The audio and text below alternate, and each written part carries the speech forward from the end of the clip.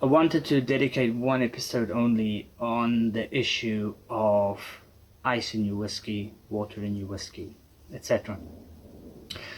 So nobody can tell you how to drink your whiskey. If you like it a certain way, that's your prerogative. However, I would like to give you some information about the ice and the water, and so that you can make your own kind of informed decision on the whole aspect. So first things first, when you buy a bottle of whiskey, there has been a lot of effort made into creating this taste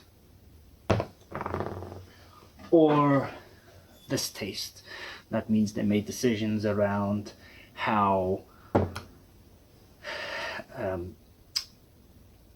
long it's going to be in the barrel, which barrels. Then the blender goes and smells and tastes the barrels and mixes them together to make this specific whiskey for you, the Murray, the American oak, or whatever they're doing.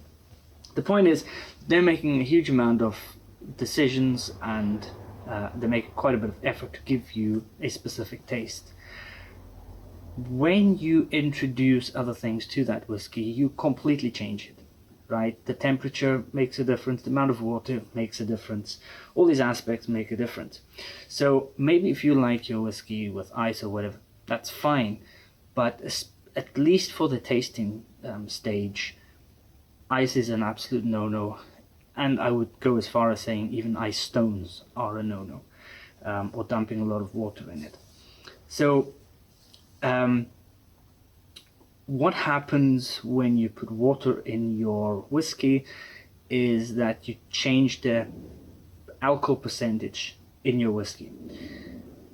When the still is usually somewhere between 65 and 72, maybe 75%, depending on the distillery and what they're making.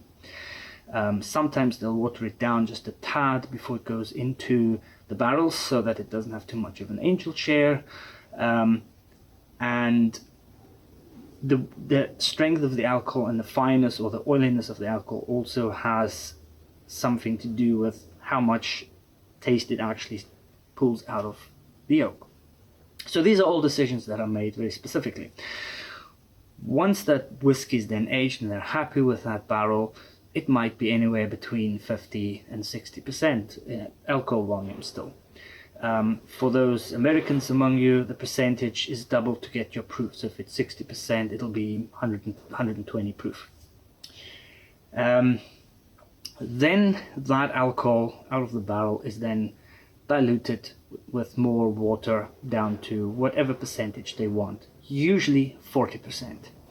40% is that point at which it has to be, so it has to be above 40% in order to be a Scotch. It has to be made in Scotland by a malt distillery or by a distillery, and it has to be aged 3 years and 1 day, and it has to be at least 40%. So the majority of, especially the kind of core ranges, are 40%. So once you put water in it, you're diluting it a little bit more, and the percentage of alcohol goes down. Now, obviously it's not necessarily whiskey anymore, but who cares about that?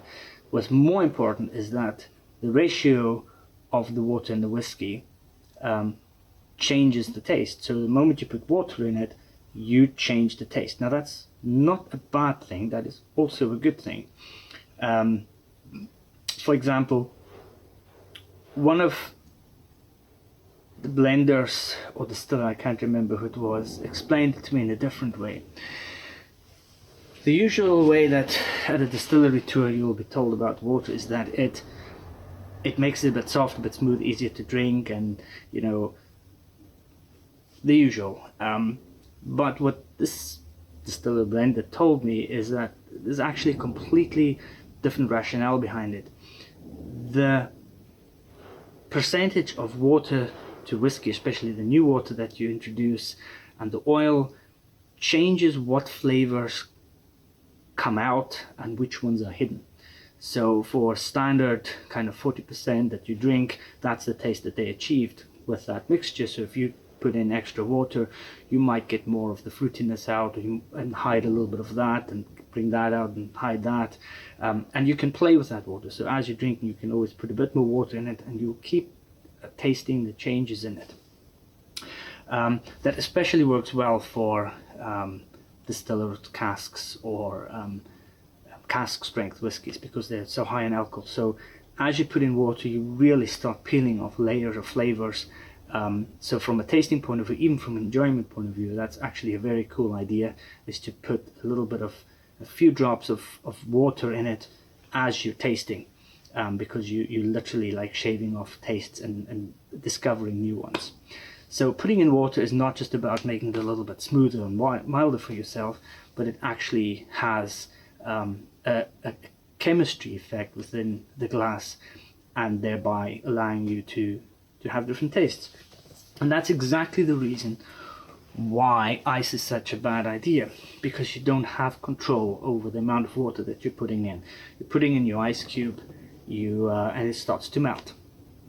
And it just gets more and more water into your mixture.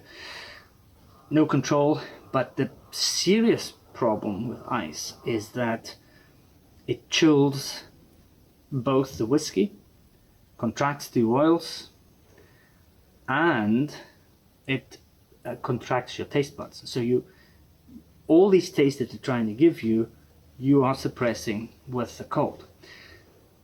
Where I do understand chilling the whiskey is, we live in Scotland, it's always cold here. Room temperature is 18 to 20 degrees. If I lived in Miami or Greece or whatever, and I'm struggling with 40 degrees Celsius outside and my whiskey's warm and everything, I can understand why you would bring it down, but theoretically you would be bringing it down to a manageable level, so something like room temperature. And in those cases I can completely understand using something like whiskey stones, the wee stones that you put, usually granite or something, and you put them in the freezer, but they don't release water, they really just control the temperature of it. So I completely understand that. So that is the reason, at least from a tasting perspective, me personally, I'm very much against using ice or excessive water in whiskey, but rather understand what's actually happening with your whiskey, and therefore understanding what it is that you're trying to do with your water. And that's as simple as it is. So thank you very much. Until next time.